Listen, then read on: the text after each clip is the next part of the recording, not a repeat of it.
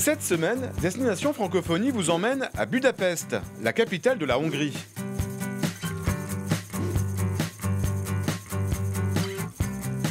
Bonjour, ce n'est pas pour rien qu'on appelle Budapest la perle du Danube. Cette ville a une classe folle, elle est d'une rare élégance, elle fait penser à une grande dame avec ses avenues néo-gothiques et ses bâtiments art déco. Ici, on prend les eaux dans ses bains somptueux. Budapest attire, mais pas seulement les touristes, les professeurs de français aussi. Ils viennent de toute l'Europe centrale participer à une université d'été. Pour vous faire découvrir ce concept très tendance auprès des professeurs, je vous emmène à l'Institut français.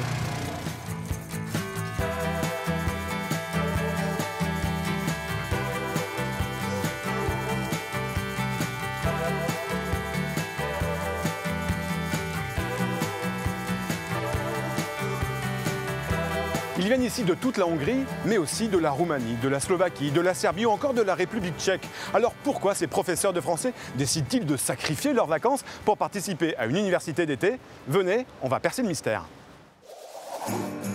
L'année scolaire est à peine finie et ils sont plus d'une centaine à prendre le chemin de Budapest. Eux, ce sont des professeurs de français et ils viennent de tous les pays voisins de la Hongrie. Ils rencontrent leurs collègues hongrois, mais se découvrent aussi entre eux. Une chose les relie tous, la passion de leur métier. Pour faire vivre cette passion, chaque été, l'Institut français de Budapest les invite à une université. L'ouverture officielle de cette université d'été. Pendant une semaine, il ne s'agit pas, bien sûr, de suivre une formation universitaire classique. L'objectif est bien plus de découvrir de nouvelles méthodes d'enseignement pour donner envie à leurs élèves d'apprendre le français. Donc c'est un très bon exercice pour les élèves débutants parce qu'on travaille déjà que sur le non-verbal, donc on va travailler sur leur compréhension.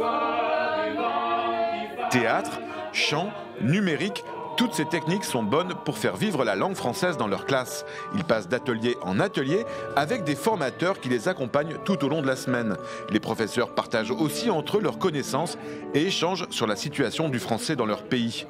Ils ouvrent aussi leur horizon sur la francophonie et pas seulement en Europe de l'Est. La convivialité est au cœur même de cette université d'été. Ils vivent ensemble des moments forts de complicité et tissent des liens qu'ils pourront faire vivre au-delà de cette université. La semaine se termine par un moment officiel mais émouvant, la remise des attestations de leur formation par l'ambassadeur de France en Hongrie. Elle vient de Hongrie. Oui. Gabor Kantor est professeur de français dans un lycée de Budapest. Gabor, bonjour. Alors pourquoi vous avez décidé de participer à ces universités d'été ? Je viens à cette université d'été pour m'informer, pour me former, pour échanger des idées avec des collègues, pour mettre en commun des idées, des ressources, des points de vue, de notre expérience aussi, parce que nous avons des regards différents parfois sur la langue et parce que nous venons des horizons différents. Cette université n'existe pas en Pologne, c'est tout près de chez moi, Budapest. Ça me donne la possibilité de retrouver les formateurs de France, des pays de francophonie.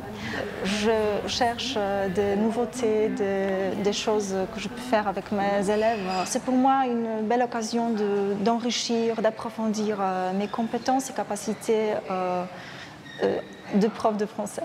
On a choisi comme slogan pour l'université d'été « Le français c'est la classe », à la fois pour montrer que parler français c'était quelque chose d'assez exceptionnel, et notamment dans ces régions qui permettent de se démarquer en tant qu'apprenant, et également se démarquer quand on est professeur de français, donc c'est la classe de parler français, mais également le français c'est la classe, c'est-à-dire l'espace, le groupe qui est dans une salle et qui apprend le français. Et le fait de se retrouver l'été, c'est également, avant de prendre les grandes vacances, de pouvoir emmagasiner déjà des idées innovantes pour une rentrée.